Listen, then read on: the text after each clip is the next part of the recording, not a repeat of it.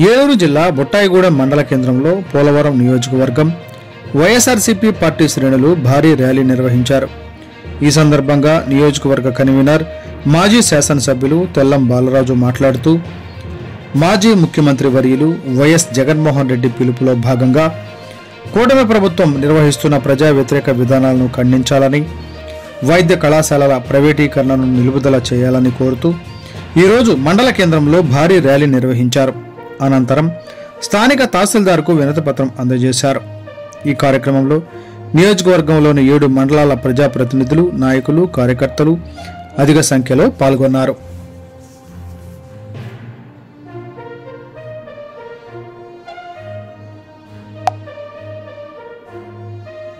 పిల్లలు భవిష్యత్తు మరి అగమయ గోచరంగా అవుద్ది. దీనివల్ల వైద్య విద్య పేదలకి అందకుండా మరి జరుగుద్ది, పేదలకి వైద్యం అందదు. మరి ఇలాంటి పరిస్థితులు ఉంటాయని మరి మన పార్టీ నాయకుడు జగన్మోహన్ రెడ్డి గారు ఈ కూటమి ప్రభుత్వాన్ని చంద్రబాబు నాయుడిని హెచ్చరించడం అయినా కానీ మొండి వైఖరితో ఒక హిట్లర్గా, ఒక నియంతగా ఈరోజు ఆయన ముందుకు వెళ్తున్నారు. స్వయంగా జగనన్న అనకాపల్లి మెడికల్ కాలేజీలో నర్సీపట్నంలో ఆయన స్వయంగా ఆ రోజు పరిశీలన చేశారు.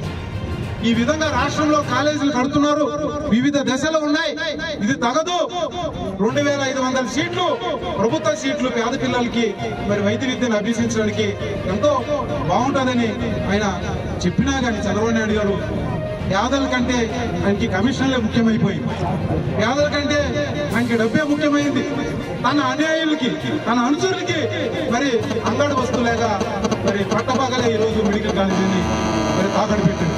దీన్ని ఈరోజు ప్రజలందరూ కూడా నిరసిస్తున్నారు. ఈరోజు రాష్ట్ర వ్యాప్తంగా, మన పోలవరం నియోజకవర్గ వ్యాప్తంగా మరి ఈ కార్యక్రమం ద్వారా మరి గవర్నర్ కి తెలియజేయడానికి 1 కోటి సంస్థల ప్రజా ఉద్యమాన్ని కూడా చేపట్టారు. అయినా కానీ ఈరోజు చంద్రబాబు నాయుడు గారు టెండర్లు పిలిచారు.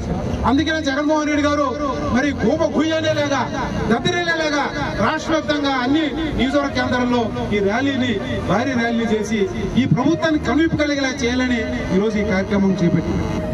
అయినా కానీ చంద్రబాబు నాయుడు గారికి ఆయనకి మతి స్థితం లేదు. ఎందుకంటే ఎంత చెప్పినా మరి చెవిటోడు సంఘంలో మరి ముదినట్టే. ఎందుకంటే ఆయనకి ఇలాంటివి పట్టించుకోడు. ఎందుకంటే ప్రజలంటేనే ఆయనకి అసలు ఇష్టం ఉండదు. ఎందుకంటే ఆయన పరిపాలన అంతా కూడా అరాచకం, అవినీతి, దోపిడీ ఇయే తప్ప ఇప్పటి వరకు ఆయన చేసింది కూడా లేదు. ఈరోజు రాష్ట్రంలో మరి కూటమి ప్రభుత్వం వచ్చి 7.5 కాలమైంది. ఈ 7.5 కాలంలో ఎలాంటి పరిపాలన అందించారో మనం అందరూ కూడా చూస్తున్నాం, ప్రజలందరూ కూడా గమనిస్తున్నారు.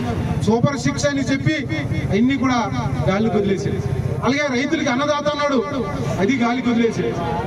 యువకులకి ఇంటికి ఒక ఉద్యోగం ఇస్తాను, ఇవ్వకపోతే 3000 రూపాయలు నెల నిరుద్యోగ భృతి ఇస్తాడు, అది గాలికి వదిలేసారు. అలాగే 50 సంవత్సరాలు నిన్న బీసీలు, ఎస్సీలకి పెన్షన్ ఇస్తాడు, అది గాలికి వదిలేసాడు. అదే విధంగా ఈ రాష్ట్రంలో పరిపాలన మొత్తాన్ని కూడా గాలికి వదిలేశాడు. ఎందుకంటే ఈ రోజు రాష్ట్రంలో రాజ్యాంగబద్ధమైన పరిపాలన జరగడం లేదు. రెడ్ బుక్ రాజ్యాంగం ఈ రోజు నడుస్తుంది. ఈ రోజు ప్రశ్నిస్తున్న వైసీపీ నాయకుల్ని, కార్యకర్తల్ని అన్యాయంగా, అక్రమంగా ఈ రోజు అరెస్ట్ చేస్తున్నారు.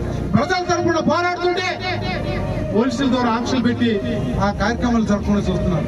ఒకవేళ ప్రజలు ఇవన్నీ కూడా చూస్తారు, గమనిస్తారని మరి ఆయన డైవర్షన్ పాలిటిక్స్ చేస్తున్నారు. అన్యాయంగా మన నాయకుల్ని ఈరోజు